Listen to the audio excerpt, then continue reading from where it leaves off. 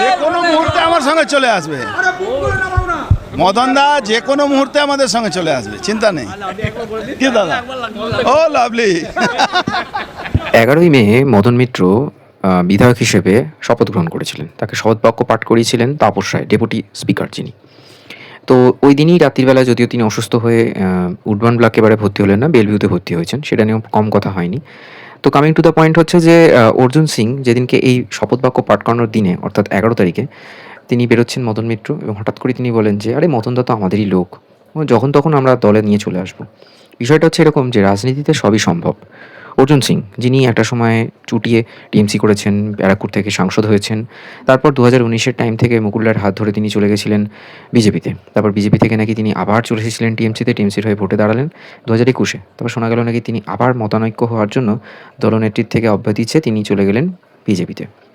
এদিকে মদন মিত্র, যিনি 2016 সালে সারদাকাণ্ডে জেলে চলে গেছিলেন, সেবারে তিনি ভোটে হেরেছেন ঠিকই, কিন্তু 2021 তারপর 26-এ সবাই ভেবেছিল টিকিট পাবে না, কিন্তু মদন মিত্র টিকিট পেলেন এবং ভোটে জিতলেন কামারহাটি থেকে, এবং কামারহাটি থেকে 2011 থেকে তিনি কন্টিনিউ জিতছেন। একটা কথা বলি, যখন এই অর্জুন সিং বিজেপিতে চলে গেছেন, তখন তিনি বলেছেন যে মদন মিত্র তো কামারহাটি থেকে প্রচুর ছেলে ঢুকিয়ে ভাটপাড়াতে ঝামেলা করছে।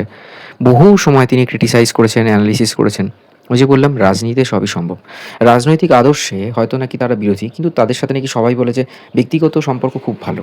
এটা সবাই সবসময় বলে থাকে, সেটা শুভেন্দু অধিকারীও বলছে, সেটা মদন মিত্রও বলছে, সেটা আবার অর্জুন সিংও বলছে। মানে হয়তো পাবলিকলি সামনাসামনি দেখা যাচ্ছে যে দেখাচ্ছে যে আমরা হয়তো টিএমসি বিজেপি করে খেউ করছে, কিন্তু ভেতর ভেতর আমাদের মধ্যে খুব ভালো সম্পর্ক। কিন্তু ঘটনাচক্রে আবারও বললাম যে এবারে মদন মিত্র যখন ওথ নিয়ে, অর্থাৎ শপথ বাক্য পাঠ করে যখন বেরিয়ে আসছেন, তখন কিন্তু এই অর্জুন সিং বললেন আরে মদন দা তো আমাদেরই লোক, ও লাভলি। মদন মিত্র কিন্তু একজন কালারফুল পার্সন। মদন মিত্রও কিন্তু সত্যি একটা সময় খুব ভালো কাজ করেছেন, এগুলো মানে অস্বীকার করার জায়গা নেই। মদন মিত্রকে নিয়ে শ্রমিক ভট্টাচার্য বলেছেন যে একটা সময় তিনি যখন দলের এমএলএ, এবং বহু যুগ আগের কথা বলছে, তখনও পিজিতে বেড না পাওয়া নিয়ে অনেক কথা হতো। পিজিতে পেশেন্ট ভর্তি করানোর ক্ষেত্রে মদন মিত্রের ভূমিকা সত্যি অনস্বীকার্য। মদন মিত্র, শোনা গেছে যে পরিবহন দপ্তর ছাড়াও এশিয়া ট্রাভেল ট্যুরিজম ডিপার্টমেন্টেরও নাকি তিনি একটা পদে রয়েছেন। তো মদন মিত্র কিন্তু পরিবহন ডিপার্টমেন্টের সাথে বহুকাল ধরে যুক্ত, মানে not only West Bengal, international একটা সংগঠন আছে, তারও তিনি নাকি সেক্রেটারি ইস্টার্ন জোন থেকে। তো মদন মিত্র মানে একজন কালারফুল পার্সন। মদন মিত্র মানে খুবই সোজাসাপটা কথা বলেন। মদন মিত্র এটা বলেছেন যে টিকিট দেওয়া নেওয়া নিয়ে টিএমসির ভেতরে টাকা পয়সার লেনদেন হতো, এগুলো নিয়ে তিনি অনেক আগেও কথা বলেছেন, ফার্স্ট্রেটেড হয়ে বলেছেন। সবাই ধরে নিয়েছিল যে মদন মিত্র হয়তো এবছর ভোটে টিকিট পাবে না, কিন্তু আলটিমেটলি দেখা গেল যে 81টি সিট পাওয়া গেছে, তার মধ্যে মদন মিত্র একজন, যে কামারহাটি থেকে টিএমসিকে জিতিয়েছে।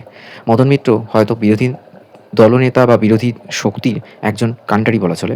মদন মিত্রকে নিয়ে অনেক কথা হয়ে থাকে, এবং তিনি এটাও বলেছেন যে আমাদের দলনেত্রী তো এবারে বিধানসভায় জায়গা পাচ্ছেন না, সেটা তার কাছে খুব খারাপ লেগেছে, যে বিধানসভায় তিনি যাবেন, বক্তৃতা রাখবেন, কিন্তু দলনেত্রী থাকবেন না। তাও বলেছেন যে হ্যাঁ, তার সাথে সর্বদাই আছেন, যার জন্য তিনি 9 মেতে রবীন্দ্র জয়ন্তীতে তার বাড়িতে উপস্থিত ছিলেন।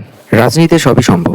1998 সাল থেকে প্রতিষ্ঠিত এই দলের অন্যতম কান্ডারি মদন মিত্র কি তাহলে টিএমসি ছেড়ে এবারে অর্জুন সিংয়ের হাত ধরে বিজেপিতে যাবে? সেটা সময় পাবে। দেখতে থাকুন বাংলা স্টোরিজ। ভিডিওটা ভালো লাগলে চ্যানেলটা সাবস্ক্রাইব করুন এবং শেয়ার করুন।